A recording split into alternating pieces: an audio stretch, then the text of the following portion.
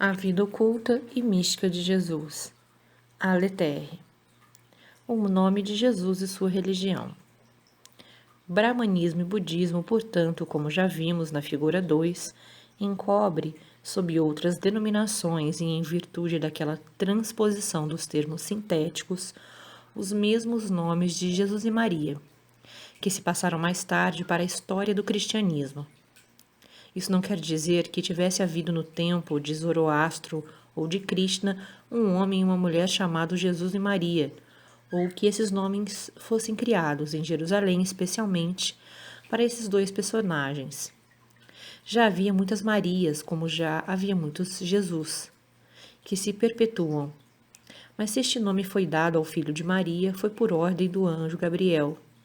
E essa escolha tinha por fim simbolizar alguma coisa, sem o que uma vez que as escrituras tinham de ser cumpridas. Era o de Emanuel, que lhe deveriam ter posto. Desse modo, as escrituras falharam. E de fato, este nome de Jesus já era conhecido dos persas e de outros povos orientais, como veremos em seguida, milhares de anos antes do advento do cristianismo. Este nome, como o de Cristo e o de Mitra, simbolizava na religião de Zoroastro o Filho de Deus, representado pelo Sol, seu primogênito, o Salvador da humanidade, das durezas do inverno.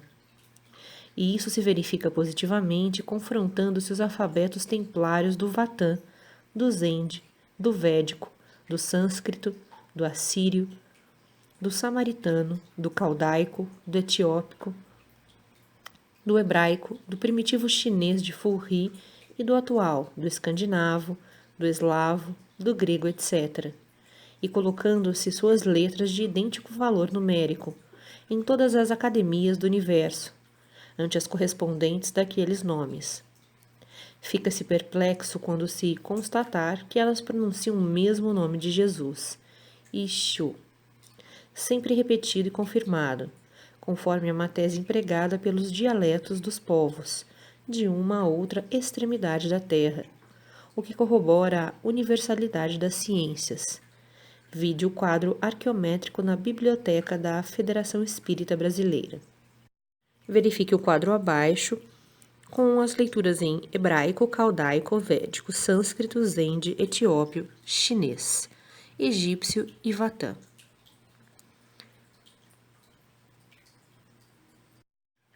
É o próprio nome de Moisés, invertido por metástase ou anagrama, Moushi, Mossié, ou Ossié, por metástase, Ísio.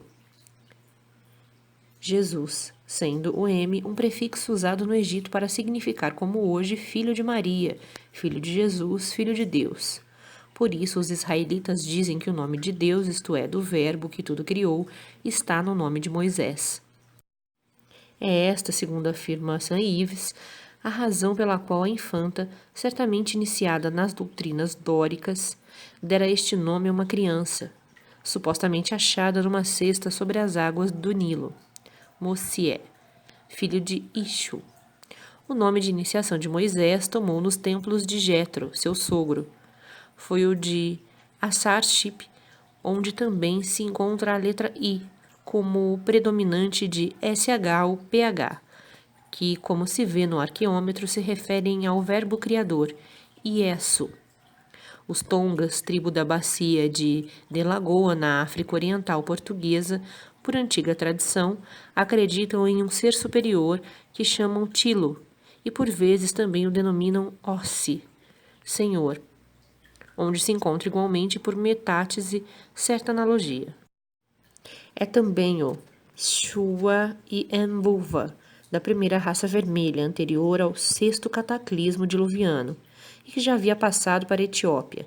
É em versão de I-Shviam, onde encontra-se ISHV, Iesu. Shua e Ambuva significa, como já dissemos, o ser existente por si próprio. É o Shivada, Vatã e Védico, que se encontra no Zenda Avesta. Nota do editor.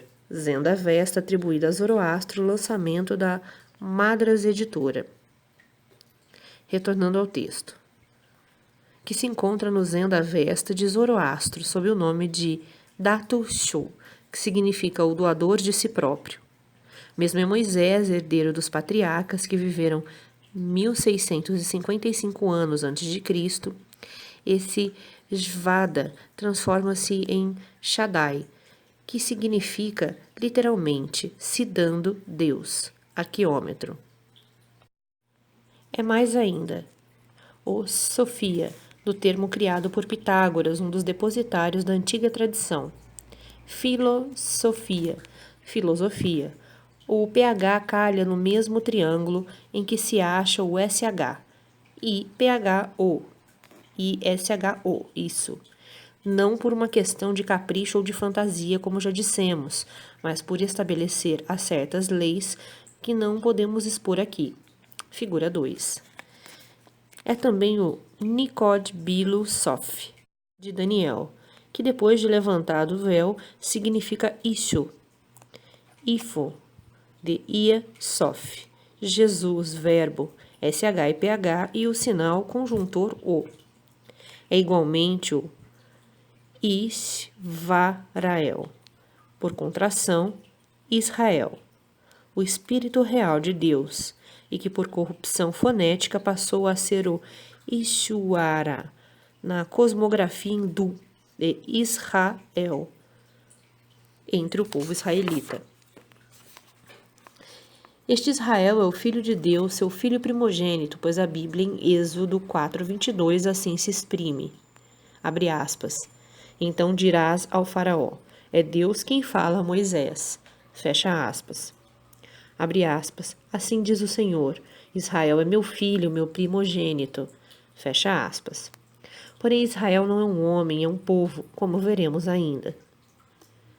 Isso concorda admiravelmente com o Ishu, ou Ishvá, ou ainda Ishua. Segundo o dialeto, significa Iesu, Jesus, acrescido de Ra, rei, e El, Deus. Israel, ou seja, o Espírito Real de Deus, o Filho primogênito, ou seja, a primeira emanação de Deus, ou ainda por comparação, o povo que ele escolheu para ser o depositário de sua lei. Se não é verdade que o povo de Israel é o depositário da revelação, então Jesus faltou à verdade, dizendo que ele veio com a missão de salvar esse povo eleito de Deus, seu filho primogênito, cumprindo-lhe todas as leis e rituais. Por outro lado, Deus concluiu um pacto com Abraão e sua posteridade, o povo de Israel, como predestinado a ensinar sua palavra.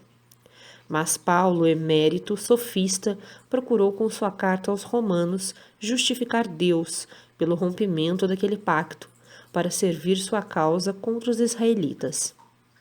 Daí saiu a falsa ideia do catolicismo, de ser Jesus o filho primogênito, israelita como ele era, o que não quer dizer que é o filho carnal de um Deus antropomorfo.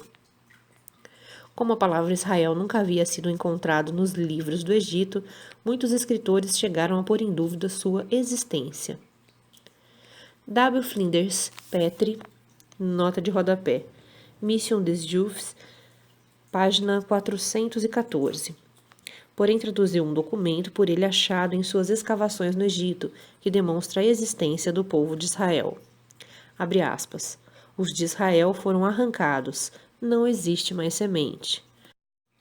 A menção feita pelos egípcios denota que a aplicação do termo Israel só podia ter acontecido muito posteriormente ao Êxodo, quando esfacelado e dividido, este povo procurou repor o pé no Egito.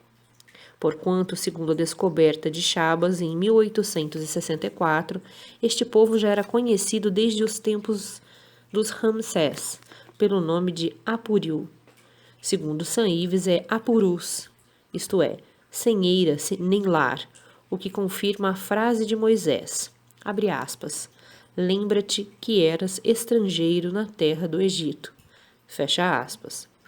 Ora, tudo isso e muito mais não podem ser o produto do acaso, de coincidências, nem da mais estupenda fantasia humana, criada posteriormente do pé para a mão.